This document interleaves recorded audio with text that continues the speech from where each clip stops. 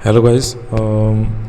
Video actually मैं already बना चुका था, पूरी रिकॉर्ड भी हो गई थी, बट ज़िंदगी अभी दुख दे रही है। तो वो क्या है कि मैं फ्रंट कैमरे से नहीं बनाई थी, वो रियर कैमरे से बनाई थी। तो वो इस तरह का फ्रेम आ रहा था, इतना मुझे पता नहीं चला और सब एफर्ट्स वेस्ट हो गए। बट कोई बात नहीं। फिर से कह रहा हूँ, लाइक एनर्जी डाउन लगेगी आपको, बट लाइक अभी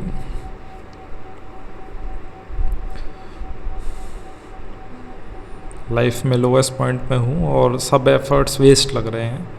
बट और मेरे पास कोई ऑप्शन नहीं है, अभी तो नहीं है। यूएफसी के बारे में बात करते हैं। 3 न्यूज़ के बारे में बात करने वाला हूँ। पहला है डीडीपी वर्सेस हमज़त। सो डीडीपी से हमज़त के बारे में पूछा गया था, उनके रेसलिंग के बारे में। तो डीडीपी ने कहा कि देखिए, हमज़त बहुत अच्छे रेसलर हैं, वर्ल्ड क्लास रेसलर हैं, लेकिन ये कोई ग्रैपलिंग मैच नहीं होगा। अगर ये ग्रैपलिंग मैच होता या फिर ये रेसलिंग मैच होता तब अलग बात थी, बट ये एक एमएमए मैच होने वाला है। और एमएमए के एस्पेक्ट को देखा जाए तो वहाँ पर उन्होंने कहा कि वो बेहतर हैं, डीडीपी बेहतर हैं। और ये उन्होंने कहा है। मेरे क्या व्यूज़ हैं इस पर। देखिए, कौन बेहतर है, कितना बेहतर है, ये तो फ़ाइट के दौरान ही पता चलेगा। जब फ़ाइट होगी तभी पता चलेगा। बट अगर ग्रैपलिंग में मैं देखूं तो वहाँ पर मैं ऑब्वियसली हमज़त थोड़े लाइक उनकी स्किल्स बेटर हैं।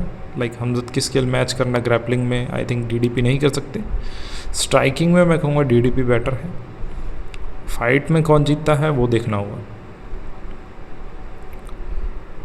नेक्स्ट बात करता हूँ पाउलो कोस्टा और इजी की फ़ाइट के बारे में। तो इजराइल ने कहा है कि वो रीमैचेस चाहते हैं। उन्होंने ब्रेक लिया था ताकि वो रिफ़्रेश फील कर सकें।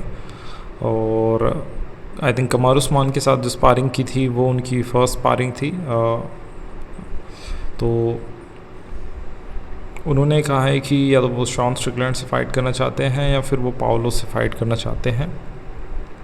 पाउलो से उनकी बैक स्टोरी रही है, हम सब जानते हैं। UFC 253 जब हुआ था, कोविड के टाइम में हुआ था, तो इजी जीते थे डोमिनेंट तरीके से। तो पाउलो से बैक स्टोरी है और इजी ने कहा है कि वो रिवेंज, एक तरीके से रिवेंज का मौका देना चाहेंगे पाउलो को, जैसे कि इजी को मिला है काफ़ी दूसरे फाइटर से जिनसे वो हारे हैं। बेसिकली एलेक्स पेरेरा के बारे में वो बात कर रहे हैं।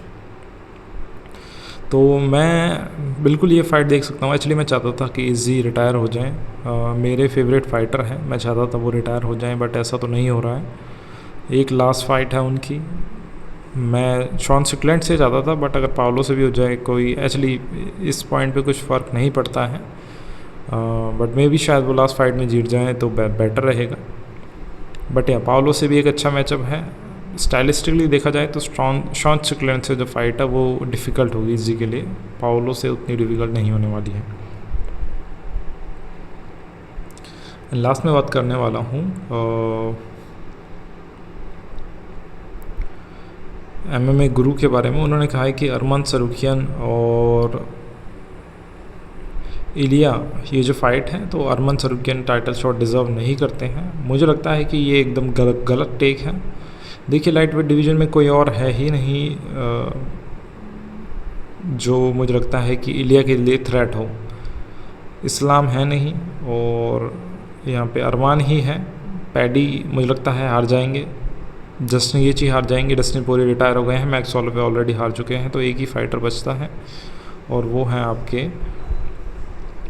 अरमान सरूखियन। तो आई थिंक उन्हें चांस देना चाहिए। इस्लाम के लिए अरमान थ्रेट थे, तो इलिया के लिए भी जो रियल फाइट है वो अरमान ही है। और आई थिंक मैंने वीडियो लाइक फिनिश कर दी है। यही 2-3 न्यूज़ थी। और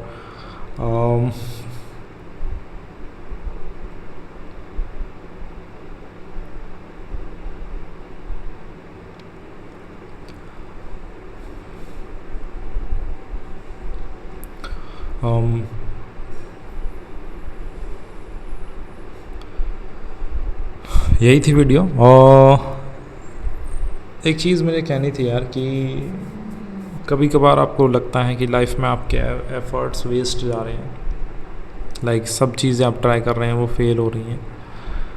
तो ऐसे में समझ में नहीं आता लाइफ में कि क्या करें ना। और इस पॉइंट में मुझे भी समझ में नहीं आ रहा कि मैं क्या करूं।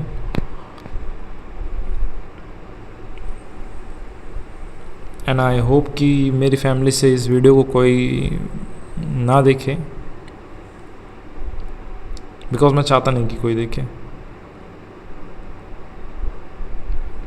बस यही थी video. Thank you so much. Take care, bye bye.